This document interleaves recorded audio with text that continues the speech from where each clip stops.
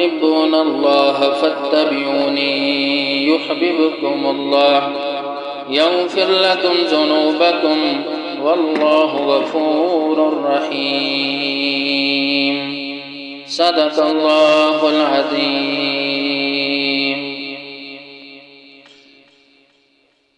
تمام قسم کی تمہیدات، تحلیلات، تسبیحات، تکبیرات اللہ تبارک و تعالیٰ کی ذات اقدس کے لیے، درود و سلام امام الانبیاء، سید الانبیاء، سید الاولین والآخرین، امام الحرمین، امام الثقلین، خاتم النبیین، حبیب کبریا، آمنہ کے لال جناب محمد رسول اللہ صلی اللہ علیہ وسلم کی ذات کے لیے۔ میرے محترم سامعین کرام، اللہ عز و جل کے بعد اس کائنات کے اندر جس سے سب سے زیادہ محبت ہونی چاہیے وہ ایک ہی ذات ہے، جناب محمد رسول اللہ صلی اللہ علیہ وسلم کی ذات۔ اللہ کے نبی سے محبت ایک مومن کے ایمان کا حصہ ہے۔ تب تک ایمان مکمل نہیں جب تک ہر چیز سے بڑھ کے نبی کریم صلی اللہ علیہ وسلم سے محبت نہ کی جائے۔ میرا اور آپ کا دعویٰ بھی یہی ہے کہ ہم اللہ کے رسول سے محبت کرتے ہیں، تو آیا کہ کیا ہم تقاضے بھی پورے کرتے ہیں یا نہیں؟ ہماری محبت کیسی ہے؟ اور یہی جو میں نے آپ کے سامنے آیت کریمہ تلاوت کی ہے، سورہ آل عمران 31 نمبر آیت، اللہ تبارک و تعالی فرماتے ہیں قُلْ إِن كُنتُمْ تُحِبُّونَ اللَّهَ۔ یہ کم کر دیں کوئی ایسا۔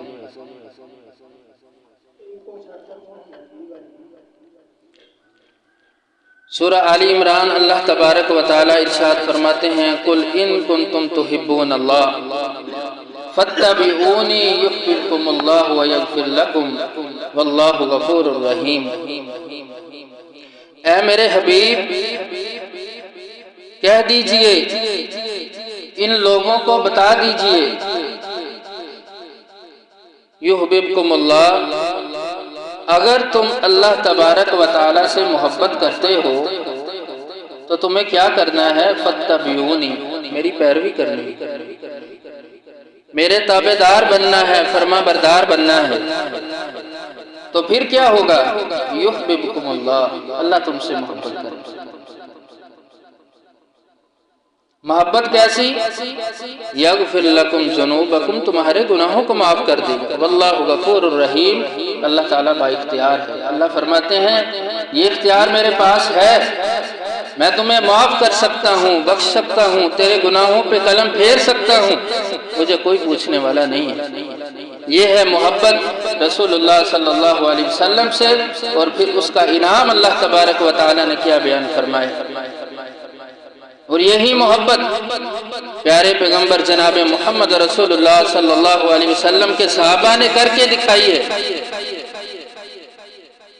ایک مرتبہ رسول اللہ صلی اللہ علیہ وسلم اپنے یار عمر بن خطاب رضی اللہ تعالیٰ عنہ کے ساتھ چہل قدمی کر رہے ہیں، جا رہے ہیں۔ اللہ کے نبی علیہ السلام نے اپنے یار سے یہ بات پوچھی، اے عمر مجھے یہ بات تو بتاؤ کہ تم میرے ساتھ کتنی محبت کرتے، تمہاری محبت کا معیار کیا ہے؟ اللہ اکبر۔ ابن عمر رضی اللہ تعالیٰ عنہ کہنے لگے اے اللہ کے نبی، میں آپ سے اس حد تک محبت کرتا ہوں یہاں تک کہ دنیا کی ہر چیز سے بڑھ کے، والدین سے، بچوں سے، بیوی سے، عزیز و اقارب سے، ہر چیز سے بڑھ کے آپ سے محبت کرنے والا ہوں، لیکن اپنی جان سے بڑھ کے نہیں۔ تو تو آپ صلی اللہ علیہ وسلم نے فرمایا عمر تیرا ایمان ابھی مکمل نہیں ہے، تیرے ایمان میں کمزوری ہے۔ عمر کہتے ہیں اللہ کے نبی میں اپنے ایمان کو مکمل کروں گا۔ فرمایا کہ اللہ کے نبی میں ہر چیز سے بڑھ کے، یہاں تک کہ اپنی جان سے بڑھ کے بھی آپ سے محبت کرنے والا ہوں۔ آپ نے فرمایا لا یؤمن احدکم حتی اکون احب الیہ من والدہ وولدہ والناس اجمعین۔ اے عمر اب تیرا ایمان مکمل، یہاں تک کہ ہر چیز سے بڑھ کے اپنے بچوں سے، بیوی سے، والدین سے، والناس اجمعین، ہر چیز سے بڑھ کے میرے ساتھ محبت کرنے والے بن۔ اور صحابہ کرام نے پھر ایسی مثالیں پیش کی ہیں جو ہمیں حیرت میں اور استعجاب میں ڈال دیتی ہیں کہ یہ کیسی مثالیں ہیں، یہ کیسی داستانیں ہیں جو صحابہ کرام نے رقم کی ہیں، کیونکہ وہ ایک ایسے لوگ تھے، نفوس قدسیہ تھے، وہ پاک لوگ تھے، ایمان میں کامل تھے، ان کے لیے یہ کرنا مشکل نہیں تھا، جو آج ہمیں حیرت میں ڈال دیتا ہے کہ صحابہ نے یہ کیسے کر دیا۔ ایک صحابی رسول آپ صلی اللہ علیہ وسلم کے پاس بیٹھے ہیں، اپنی محبت کا اظہار کرنے لگے، کہنے لگے اللہ کے نبی ہر چیز سے بڑھ کے آپ سے محبت کرتا ہوں، جب اپنے دل کو سکون، اطمینان اور چین میں دینا چاہتا ہوں آپ کا دیدار کر لیتا ہوں، یہاں تک کہ پھر میں اپنے بیوی بچوں کے پاس اپنے گھر چلا جاتا ہوں، پھر میری روح تڑپتی ہے، پھر مجھے دیدار کا شوق ہوتا ہے، پھر میں بھاگا بھاگا اپنے دل کو سکون، اطمینان اور چین دینے کے لیے میں آپ کے پاس آتا ہوں اور آپ کے چہرے انور کو دیکھ لیتا ہوں، میرے دل کو سکون ہو جاتا ہے۔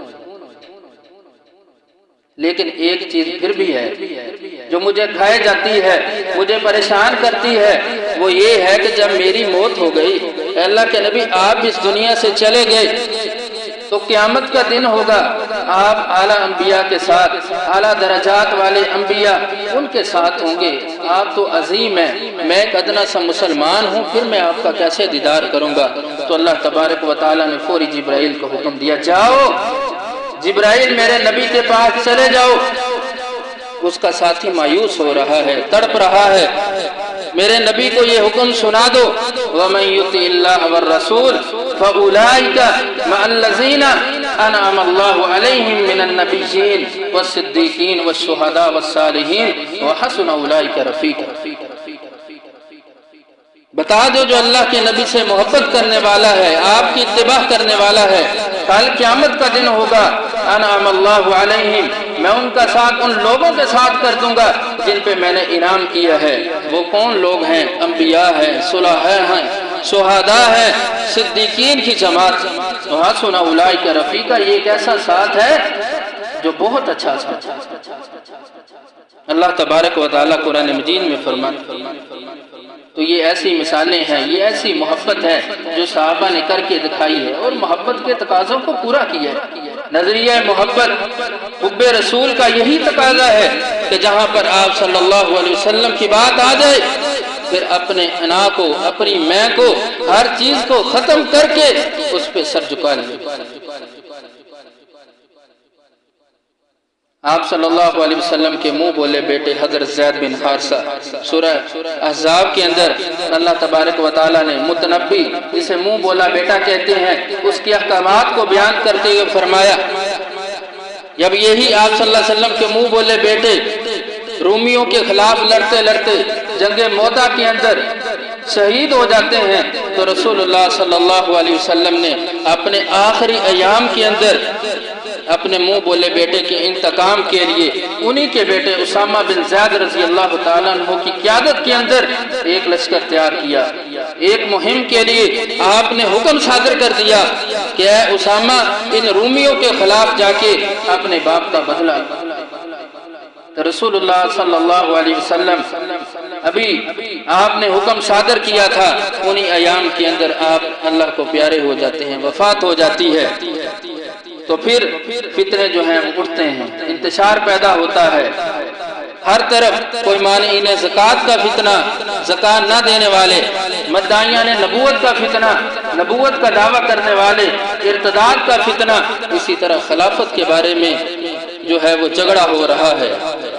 तो इन दिनों के अंदर जब सारा नज़्म ज़ब्त उस सियासत का उस वक़्त ख़राब हो चुका था, तो किबार सहाबाई किराम ने हज़रत अबू बकर रज़ी अल्लाह तआला अन्हु को ये मशवरा दिया कि उसामा अभी छोटा है, उसामा अभी छोटा है, आप ऐसा करो कि या ये मुहिम जो है, जो रसूलुल्लाह सल्लल्लाहु अलैहि वसल्लम ने जिसके लिए हुक्म सादर किया था, इसको रोक दो या किसी तजर्बाकार एक बड़े सहाबी की क़यादत के अंदर ये मुहिम रवाना कर दो। तो सैयदना अबू बकर रज़ी अल्लाह तआला अन्हु के अल्फाज सुनने वाले हैं, कहते हैं वल्लज़ी नफ्सी बियदी, कसम है उस ज़ात की जिसके हाथ में अबू बकर की जान है, अगर मदीना के अंदर सन्नाटा छा जाए, दरिंदे हमारी बोटियां नोचना शुरू कर दें, तो तब भी अबू बकर उस हुक्म अदूनी नहीं कर सकता, उस मुहिम को नहीं रोक सकता जिसका नबी करीम सल्लल्लाहु अलैहि वसल्लम ने हुक्म सादर किया, जिसका अल्लाह के नबी ने हुक्म दे दिया। तो फिर अबू बकर के पास ये इख्तियार नहीं है कि अल्लाह के नबी के हुक्म के खिलाफ चला। ये है मोहब्बत, हकीकी मोहब्बत, सच्ची मोहब्बत जो रसूलुल्लाह सल्लल्लाहु अलैहि वसल्लम के साथियों ने करके दिखाई। आज मेरा और आपका भी मोहब्बत का दावा है, हम भी देखें, यहाँ पे ठहरे और अपनी मोहब्बत का जायजा लें, देखें कि हम कहाँ पे खड़े हैं। क्या सिर्फ हम मोहब्बत के बाब में कहीं सिफर तो नहीं, हम एक कोरे कागज की तरह तो नहीं, खाली हैं, कुछ भी नहीं है, सिर्फ मोहब्बत मोहब्बत ही, इसके अलावा अमल से हम खाली हैं। हमें देखना चाहिए रसूलुल्लाह सल्लल्लाहु अलैहि वसल्लम से सच्ची मोहब्बत का तकाजा यही है कि जब आपका हुक्म आ जाए तो फिर आपकी हर बात को मान लिया जाए। ये सहाबा किराम की दास्तानें हैं, सहाबियात भी कहीं कम नहीं थी, सहाबियात ने भी अपनी अपनी मोहब्बत रसूलुल्लाह सल्लल्लाहु अलैहि वसल्लम से करके दिखाई है। ग़ज़वा उहद आने वाले वापस आए तो एक सहाबिया खड़ी हो जाती हैं रास्ते में, पूछने वालों से ये सवाल करती हैं, उनसे पूछती हैं, कहती हैं कि मुझे बताओ अल्लाह के नबी कैसे हैं, अल्लाह के नबी किस कैफियत में हैं। कहने वाले कहते हैं तेरा खामद शहीद हो गया। कहती है मुझे बताओ अल्लाह के नबी कैसे हैं। कहा तेरा बेटा शहीद हो गया, तेरे भाई शहीद हो गए।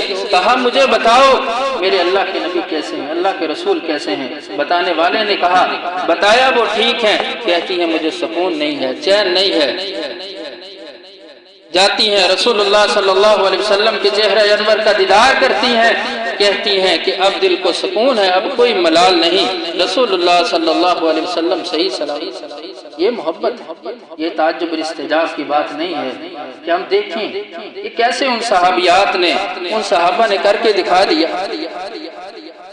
कि अपना माल जान हर चीज लुटाकर फिर भी ऐसी मोहब्बत के उन्होंने दास्ताने रकम कर दी और करके दिखाई। हजरत उमर रज़ी अल्लाह तआला अन्हु मोहब्बत की दास्तानें सुने, हजर अस्वद के सामने खड़े हैं तो आपके अंदर बोसा दिया। हजर अस्वद वो पत्थर है जो जन्नत का पत्थर है जिससे तवाफ की इब्तदा होती है, उसके सामने खड़े होके एक पत्थर से मुखातिब है। कौन मुखातिब है? वक़्त का हुक्मरान अमीरुल मोमिनीन जनाब उमर बिन खत्ताब रज़ी अल्लाह तआला। कहते हैं इन्नी आलम, ऐ हजर अस्वद इन्नी आलम, मैं जानता हूँ, अन्नका हजरुन, तू एक पत्थर है, ला तनफउ, तू नफा नहीं दे सकता, वला तजर्रु, और ना तो उमर का नुकसान कर सकता है। अगर मैं तेरी तकरीम करता हूँ, तुझसे मोहब्बत करता हूँ, तुझे इस्तलाम करता हूँ, बोसा देता हूँ, तुझे मैं चूमता हूँ, तो इसकी भी एक वजह है। वो वजह क्या है? मैं जिससे मोहब्बत करता हूँ मैंने उसको देखा है कि वो तुझे चूमता है। वलौला अन्नी रअयतु रसूलुल्लाह सल्लल्लाहु अलैहि वसल्लम युक़ब्बिलुका, अगर मैंने अपने प्यारे पैगंबर, अपने रहबर को ना देखा होता कि वो तुझे चूम रहा है, युमा युक़ब्बिलुका, तो उमर कभी भी तुझे बोसा ना देता, तुझे चूमता। क्योंकि मैंने अपने प्यारे पैगंबर को देखा था, अपने रहबर को देखा था। फिर बात मोहब्बत और चाहत की आ जाती है। जब बात मोहब्बत की आ जाए तो फिर सहाबा इकराम ने अपनी हर चीज जो है वो पेश की।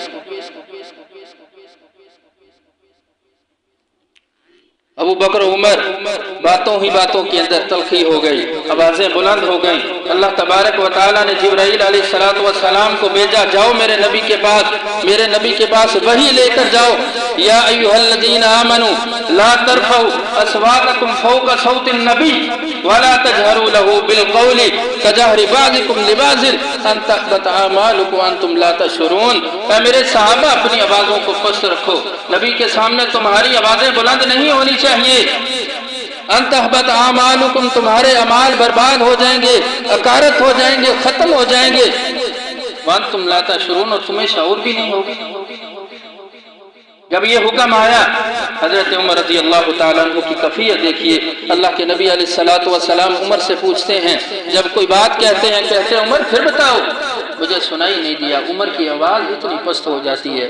ये वही उमर है। अल्लाह के नबी अलैहिस्सलाम देख कर मुस्कुराते हैं, कहते हैं उमर तू जिस गली में कदम रखता है शैतान भी रास्ता बदल देता है। इतनी दहशत है, लेकिन अल्लाह के नबी के सामने ये कैफियत है कि कहीं अल्लाह के नबी नाराज ना हो जाए। इत्तिबा की चाहत, मोहब्बत की ये कैफियत है। सैयदना जाबिर रज़ी अल्लाह तआला अन्हु सुनन दारमी की हदीस बयान करते हैं कि हजरत उमर रज़ी अल्लाह तआला अन्हु आपके पास आए तो हाथ में एक तौरात का नुस्खा है। कहने लगे अल्लाह के नबी, ये तौरात का नुस्खा है। अल्लाह के नबी खामोश रहे, पढ़ना शुरू कर दिया।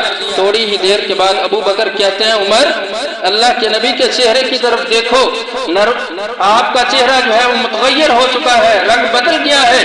तो उमर देखते हैं तो फौरी उसको बंद करते हैं, कहते हैं अल्लाह के नबी मैं, और अल्लाह की पनाह में आते हैं, कहते हैं मैं अल्लाह को रब मैंने मान लिया है, आपको मैंने रसूल मान लिया है, और दीन इस्लाम को मैंने सच्चा दीन तस्लीम कर लिया है। मैं आपके गजब से डरता हूँ, कहीं आप मुझसे नाराज ना हो जाएं। रसूलुल्लाह सल्लल्लाहु अलैहि वसल्लम फरमाते हैं वल्लज़ी नफ्सी बियदी, सुन लो वो ज़ात जिसके हाथ में मोहम्मद की जान है। ऐ उमर, अगर अभी इस वक़्त मूसा अलैहिस्सलातु वस्सलाम भी जिंदा होते तो वो भी मेरी इत्तिबा करते, मेरी इक्तदा में चलते। अगर उमर तो मुझे छोड़ के मूसा अलैहिस्सलातु वस्सलाम की इब्तिदा करता, उनकी इक्तदा में चलना शुरू कर देता, तू भी सीधे रास्ते से भटक जाता, तू भी सीधे रास्ते से भटक जाता।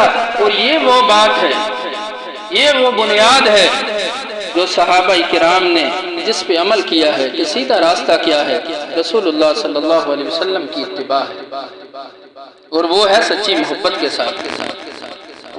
अल्लाह के नबी अलैहिस्सलातु वस्सलाम ने सही बुखारी की हदीस अब्दुल्लाह बिन अब्बास रज़ी अल्लाह तआला अन्हु बयान करते हैं कि देखा अल्लाह के नबी ने एक सहाबी, उनके हाथ में सोने की अंगूठी पहनी हुई है, कहा कि तेरे हाथ में ये आग का अंगारा है, फौरी उतारते हैं, फेंक देते हैं। अल्लाह के नबी चले गए। कहने वालों ने कहा कि अंगूठी को उठा लो।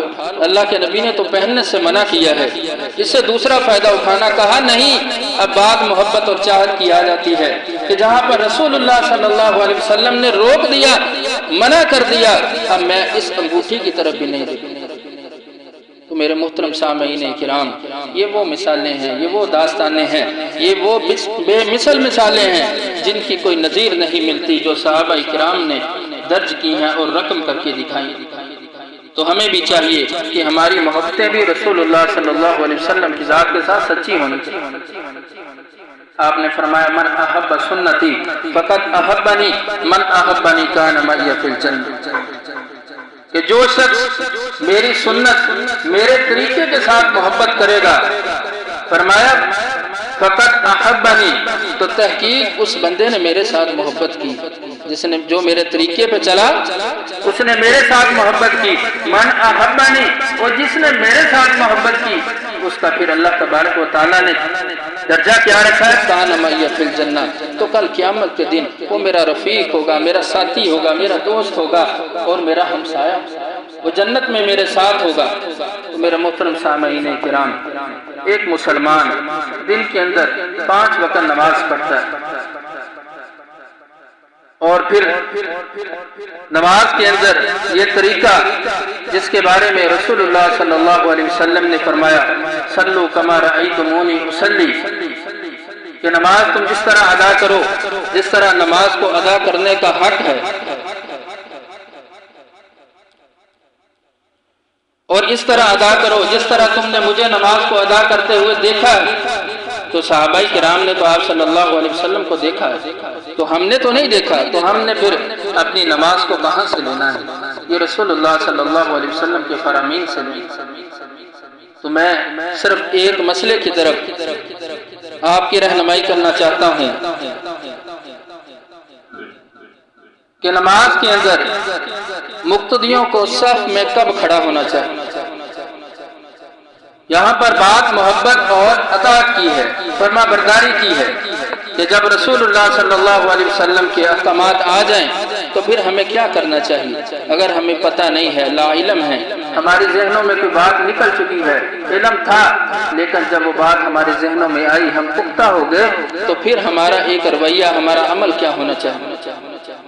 मसला ये है कि मुक्तदियों को सह में कब खड़ा होना चाहिए। हमारे अमूमन मसाजिद के अंदर ये देखने को बात मिलती है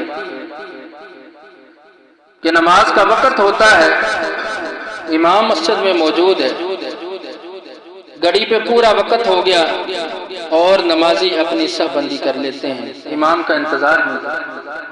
और कभी कभार ये होता है कि इमाम ने बाहर से आना है, टाइम हो गया, तो इमाम को देखे बगैर, इंतजार किए बगैर सहबंदी हो जाती है। फिर इमाम को देखा जाता है कि इमाम कब हमारे नमाज पढ़ाने के लिए जाए नमाज की तरफ आए।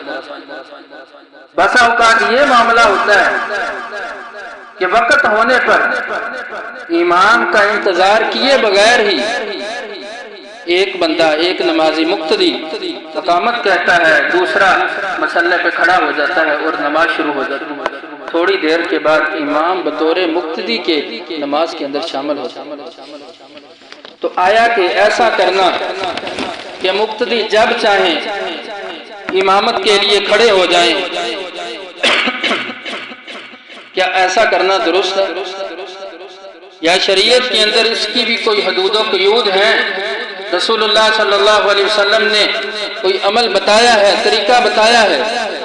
तो इस पर चंद दलाइल मैं आपके सामने पेश करूंगा। इस पर दुरुस्त और राजे बात यही है कि मुक्तदियों को इमाम का इंतजार करना चाहिए। जब वो इमाम को जय नमाज की तरफ आते हुए देख लें तो फिर सब के अंदर खड़ा होना चाहिए। अब इसकी दलील क्या है? सही इब्ने खुज़ैमा के अंदर और सही मुस्लिम के अंदर सैयदना जाबिर बिन समुरा रज़ी अल्लाह ताला अन्हु बयान करते हैं कि काना मुअज्जिनुन नबी सल्लल्लाहु अलैहि वसल्लम युअज्जिनु, रसूलुल्लाह सल्लल्लाहु अलैहि वसल्लम का मुअज्जिन अजान कहता, फिर इंतजार करता, सुम्मा युमहिल, फिर इंतजार में रहता, फ़इज़ा रअन नबी सल्लल्लाहु अलैहि वसल्लम, जब वो अल्लाह के नबी अलैहिस्सलातु वस्सलाम को देख लेता, तब अक़बल अख़ज़ फ़िल इक़ामति, तो वो इक़ामत के लिए खड़ा हो जाता और इक़ामत कहना शुरू करता।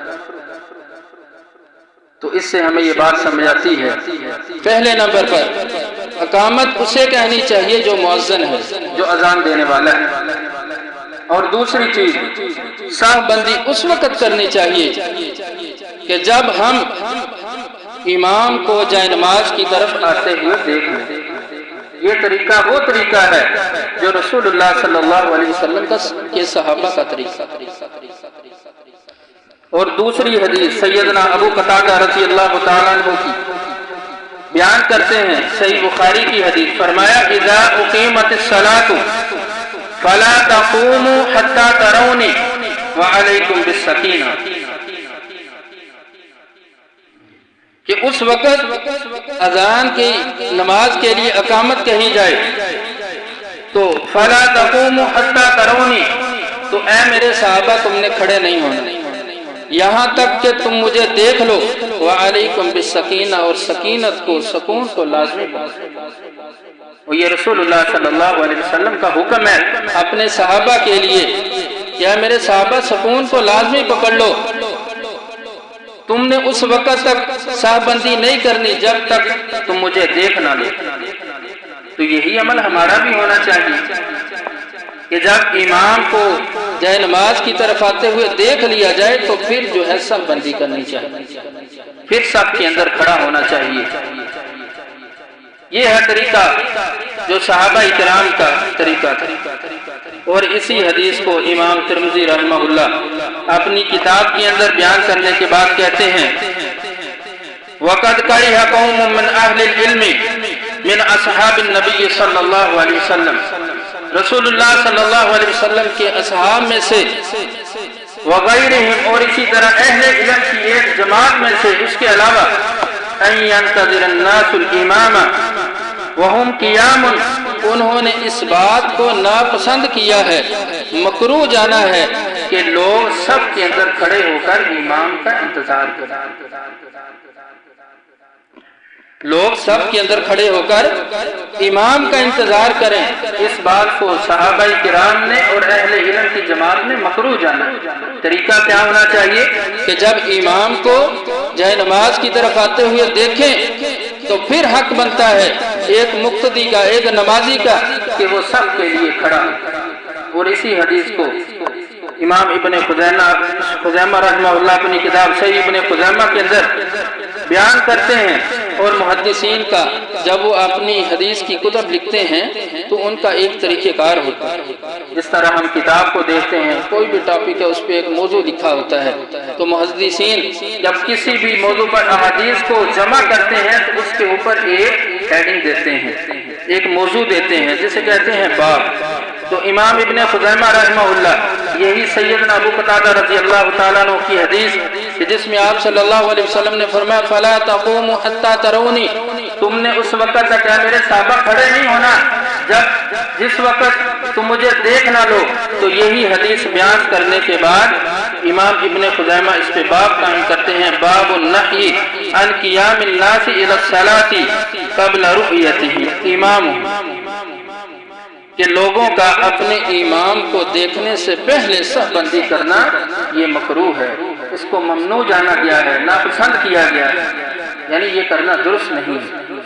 امام بغوی رحمہ اللہ اپنی کتاب شرح السنہ کے اندر اسی حدیث کے ضمن میں جو بات درج کرتے ہیں وَقَدْ كَرِهَ قَوْمٌ مِّنْ أَهْلِ الْعِلْمِ، کہ اہل علم کی ایک جماعت اس بات کو ناپسند جانتی ہے أَن يَنْتَظِرَ النَّاسَ الْإِمَامُ قِيَامٌ، کہ لوگ سب کے اندر کھڑے ہو کر امام کا انتظار کریں۔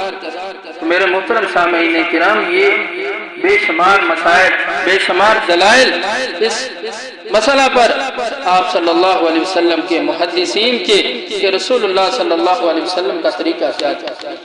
امام ابن منذر رحمہ اللہ اپنی کتاب الاوسط کے اندر اسی بات کی تشریح اور توضیح کس انداز سے کرتے ہیں، کہتے ہیں کہ اگر امام مسجد میں موجود ہے، نمبر ایک امام مسجد میں موجود ہے، اور نمبر دو امام مسجد سے یعنی باہر سے آتا ہے، دونوں صورتوں کے اندر تب تک لوگوں کو صف بندی نہیں کرنی چاہیے جب تک وہ امام کو دیکھنا ہے۔ اور یہی طریقہ آپ صلی اللہ علیہ وسلم نے اپنے صحابہ کو بیان کیا فَلَا تَقُومُ حَتَّى تَرَوْنِي، کیونکہ صحابہ بھی جلدی کر لیا کرتے تھے۔ تو جب آپ صلی اللہ علیہ وسلم نے صحابہ کو یہ عمل کرتے دیکھا تو آپ نے ان کو روک دیا کہ میرے صحابہ تم نے اب ایسا نہیں کرنا کہ میرے آنے سے پہلے صف بندی کر لو، بلکہ تب صف بندی کرنی ہے جب تم مجھے جائے نماز کی طرف آتا ہوا دیکھ لو۔ اور صحابہ کرام بھی اس کو ایک کھیل تماشا شمار کرتے تھے، لہو و لعب شمار کرتے تھے۔ امام طحاوی رحمہ اللہ اپنی کتاب شرح مشکل الآثار میں اس حدیث کے ضمن میں جو بات لکھتے ہیں وہ کہتے ہیں کہ ابو خالد وحلبی رحمہ اللہ بیان کرتے ہیں کہ ایک مرتبہ سیدنا علی رضی اللہ تعالیٰ عنہ، یہ کوئی عام صحابی نہیں، رسول اللہ صلی اللہ علیہ وسلم کے داماد سیدنا علی رضی اللہ تعالیٰ عنہ آتے ہیں اور کہتے ہیں کہ ہم نے پہلے اس صف بندی کر لی، ہم کھڑے تھے امام کے انتظار میں، کب امام آئے اور ہمیں نماز پڑھائے۔ تو جب سیدنا علی رضی اللہ تعالیٰ عنہ نے یہ عمل دیکھا، یہ طریقہ دیکھا، کہا مالی اراکم سامدین، میں تجھے یہ لہو لعب کرتے ہوئے دیکھ رہا ہوں، کیا ہو گیا ہے تمہیں؟ تم یہ کھیل تماشا کیوں کر رہے ہو؟ یعنی یہ بے چینی، یہ اضطراب کی حالت، یہ جلدی کرنا، صحابہ کرام اس کو کھیل تماشا شمار کرتے۔ ایک مومن کا، ایک مسلمان کا یہ طریقہ نہیں ہونا چاہیے۔ نیکی کے عمل میں یہ بے چینی اور اضطراب کی حالت نہیں ہونی چاہیے۔ یہ عموماً ہماری مساجد کے اندر یہ دیکھنے کو ملتا ہے۔ قطع نظر اس بات سے کہ امام مسجد میں ہے یا نہیں، وقت ہوتا ہے، سوئی پہ سوئی چڑھ جاتی ہے تو امام کو دیکھے بغیر حصہ بندی ہونا شروع ہو جاتی ہے، لوگ کھڑے ہو جاتے ہیں، صاحب بن جاتی ہے، امام جو ہے وہ بعد میں مصلی کی طرف آتا ہے۔ یہ طریقہ صحابہ کرام اس کو کھیل تماشا شمار کرتے۔ تو ہمیں بھی چاہیے کہ جب ہمارے سامنے رسول اللہ صلی اللہ علیہ وسلم کے فرامین آ جائیں، ہم آپ صلی اللہ علیہ وسلم کے فرمان کو سن لیں تو ہمیں بھی اس پر عمل کرنا چاہیے۔ یہ بے چینی، یہ بے اضطراب، یہ اضطرابی کی حالت ہمارے اندر نہیں ہونی چاہیے۔ کیا ہو گیا ہے؟ اگر امام 2 منٹ لیٹ ہو گیا تو ہماری بھی ذمہ داری بنتی ہے کہ ہم اس کا انتظار کریں۔ کیا صحابہ کرام رسول اللہ صلی اللہ علیہ وسلم کا انتظار نہیں کرتے؟ ہم نے کہاں سے دلیل پکڑنی ہے؟ ہم نے کہاں سے دین کو لینا ہے اور سیکھنا ہے؟ رسول اللہ صلی اللہ علیہ وسلم کے فرامین۔ سیدنا انس بن مالک رضی اللہ تعالیٰ عنہ کہتے ہیں، سنن ابو داود کی حدیث، کانا اصحاب رسول اللہ صلی اللہ علیہ وسلم ینتظرون العشاء الآخرہ حتی تخفف رؤوسہم۔ کہتے ہیں کہ رسول اللہ صلی اللہ علیہ وسلم کے صحاب عشاء کی نماز میں انتظار کرتے رہتے آپ صلی اللہ علیہ وسلم کا، یہاں تک کہ حتی تخفف رؤوسہم، ان کے سر جو ہیں وہ اونگ کی وجہ سے، نیند کی وجہ سے جھکنا شروع ہو جائے۔ تو اس حدیث سے ہمیں پتہ چلتا ہے کہ رسول اللہ صلی اللہ علیہ وسلم کبھی دیر سے آتے نماز پڑھانے کے لیے، کبھی جلدی آ جاتے، تو پھر آپ صلی اللہ علیہ وسلم کے انتظار میں صحابہ جو ہیں وہ بیٹھے رہتے۔ تو ہمارا عمل بھی یہی ہونا چاہیے۔ اگر ایک امام ہے تو میں یہ بات سمجھتا ہوں کہ وہ جان بوجھ کر لیٹ نہیں آئے گا ہر نماز۔ ہاں وہ بھی انسان ہے، فطری تقاضا ہے، کبھی لیٹ ہو جاتا ہے تو ہماری ذمہ داری یہ بنتی ہے کہ ہم بھی امام کا انتظار کریں اس وقت تک جب تک ہمیں یہ بات سمجھ نہ آ جائے، پتہ نہ چل جائے کہ امام نے اب جو ہے وہ نہیں آنا، کنفرم ہو جائے۔ رسول اللہ صلی اللہ علیہ وسلم کا فرمان ہمارے سامنے ہونا چاہیے۔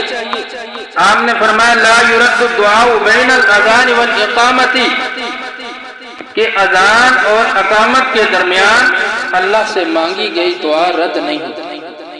اگر ہمارا طریقہ، ہمارا فعل یہ ہو کہ اذان اور اقامت کا جو درمیانی وقت ہے وہ ہم اپنی دعاؤں کے اندر، مناجات کے اندر، استغفار کے اندر، ذکر و اذکار کے اندر گزاریں، تو میں یہ بات سمجھتا ہوں کہ اس وقت کا ایک نمازی کو پتہ نہیں چلے گا کہ کب وقت ہوتا ہے، کب امام آتا ہے اور کب جو ہے وہ مصلی کی طرف آیا اور نماز کھڑی۔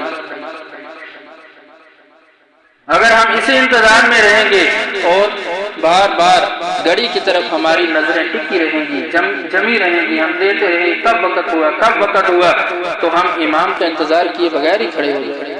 جب یہ طریقہ ہوگا تو یہ طریقہ ایسا طریقہ ہے جو نہ ہمیں رسول اللہ صلی اللہ علیہ وسلم نے دیا ہے اور نہ یہ صحابہ کرام کی تعلیمات۔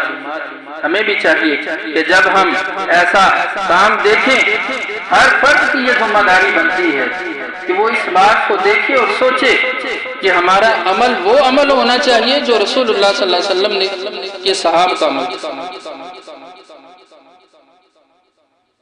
تو اللہ تبارک و تعالیٰ سے دعا ہے کہ اللہ تعالیٰ ہمیں صحیح معنوں میں قرآن و سنت کو سمجھ کر اس پر عمل کرنے کی توفیق دے۔ وآخر دعوانا ان الحمدللہ رب العالمین۔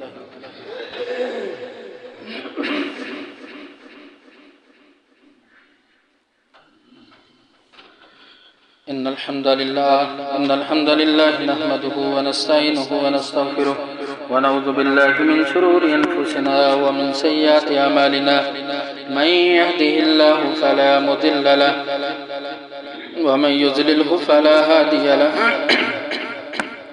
وأشهد أن لا إله إلا الله وحده لا شريك له وأشهد أن محمدا عبده ورسوله أما بعد فإن خير الحديث كتاب الله وخير الهدي هدي محمد صلى الله عليه وسلم وشر الأمور محدثاتها وكل محدثة بدعة وكل بدعة ضلالة وكل ضلالة في النار۔